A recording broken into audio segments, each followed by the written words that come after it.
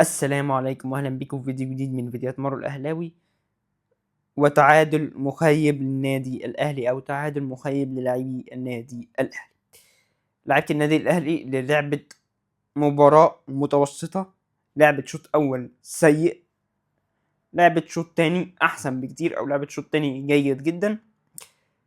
طيب خلينا نتكلم شويه عن مباراه النهارده ما بين النادي الاهلي ونادي بتروجيت. خلينا في البدايه نقول لك التشكيله اللي لعب بيها. ياستروب لعب بالشناوي في حراسة المرمى، قدامه محمد هاني، ياسر إبراهيم، ياسين مرعي، محمد شكري اللي أول مرة بيشارك منذ فترة طويلة، يعني بقاله فترة ما شاركش محمد شكري. قدامه ديانج، قدامهم الرباعي زيزو وبن رمضان وتريزيجيه وبن شرقي، وقدامهم طاهر محمد طاهر. تشكيلة يمكن فيها علامات استفهام كتير، زي انت ليه ما بتبتديش بجراديشار يا درجة؟ انت ليه ما ابتديتش بجراديشار اللي نزل الشوط التاني هو اللي جاب لك الجول بتاع المباراة، هو اللي جاب لك الجول الوحيد اللي انت تقدر تسجله في المباراة. فانت ليه بتبتدي بظاهر في مكان مش في مكانه؟ بتبتدي بطاهر مش في مكان مش في مكانه وانت عندك جراديشار. يعني انا كنت اتفهم الموضوع ده لو ماتش في افريقيا، لان جراديشار موقوف وما عندكش شريف، لكن انت عندك جراديشار، فليه بتلعب بلعيب مش في مكانه؟ او ليه بتلعب مهاجم بلعيب اصلا جناح او لعيب مش في مكانه؟ لكن يمكن لسه المدرب ياستروب ما نقدرش نقيمه دلوقتي، لسه بدري، لسه دي رابع مباراة ليه، فلسه هو بياخد على الفريق، فبرضه ما نقدرش نلومه قوي او ما نقدرش نتكلم عنه قوي او ما نقدرش نقيمه بشكل كبير قوي يعني. طيب تعالى نقول لك التبديلات اللي عملها مدرب النادي الاهلي ياستروب او مدرب النادي الاهلي الدنماركي ياستروب. في الدقيقة 58 عمل اول تبديلة بان هو نزل جراديشار مكان طاهر، التبديلة اللي كان المفروض يبتدي بيه اصلا، هو كان المفروض يبتدي بالجراديشار مش طاهر.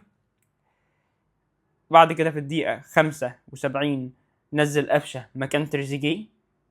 قفشة نزل ما عملش حاجة، وتريزيجيه برضو ما عملش حاجة في المباراة غير التسديدتين، واحدة منهم جت في العارضة. تريزيجيه كان ممكن افضل شويه، قفشه نزل ما اضافش اي حاجه للنادي الاهلي من وجهه نظري. بعد كده التبديله اللي بعدها خرج بن شرقي ونزل عبد القادر، برضو الاثنين كانوا سيئين. بن شرقي كان سيء جدا النهارده، بن شرقي انا من وجهه نظري انا ما شفتوش بشكل كبير النهارده. عبد القادر برضو نفس الكلام اللي انا اقوله على قفشه، ان هو نزل ما اضافش اي شيء للنادي الاهلي. عمر كمال يمكن ما لحقش يلعب، هو نزل في الدقيقه 86 مكان محمد شكري، فيمكن ما لحقش يلعب، فما عنديش ليه او مش هقدر اقول عليه كلام. وخلينا دلوقتي نقول لك تقييمات لاعبي النادي الاهلي، وخلينا نبتدي بالشناوي اللي كان واحد من المشتركين في الخطأ اللي تسبب في الجون. ياخد 4/10. الشناوي كان واحد من المتسببين في جون نادي بتروجيت. محمد هاني 6/10. ياسر ابراهيم وياسين منع الاثنين 5/10، الاثنين كانوا متسببين بالاشتراك مع محمد الشناوي في الجون، او الاثنين هم بالاشتراك مع محمد الشناوي هم السبب في الجون غلطة الثلاثة دول من وجهة نظري. محمد شكري 4، لكن محمد شكري برضو راجل لسه راجع من إصابة وبقاله فترة ما بيلعبش، ف برضو يعني له عذر شوية ان هو يكون اداؤه سيء، لان الراجل بقاله فترة ما بيلعبش، ف يعني ليه عذر شوية، فنديله 4/10، ونتمنى ان هو قدام يأدي احسن من كده. ديانج 6/10، عندك احسن من كده بكتير يا ديانج. زيزو النهارده كان سيء جدا، 4/10، عندك احسن من كده بكتير قوي يا زيزو.